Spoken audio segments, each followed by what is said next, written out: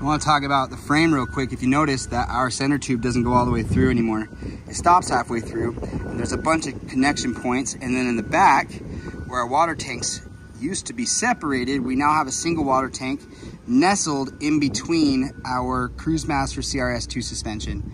And that was on purpose. The structure is able to be a lot stronger, a lot lighter with each of these knuckle points, and you still have a 10,000 pound rating on the back with these recovery shackles, which are going to be phenomenal for recovering your trailer if you ever need it. And then there is all your brackets for your CRS2 suspension.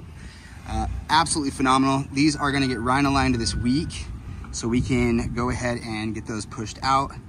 And then up front, we are going to be using the lock and roll welded to the front. And then these are your tow chain connectors. And look at those welds. A lot of you are concerned or questioned about quality of welds. This is why we do US made all the way.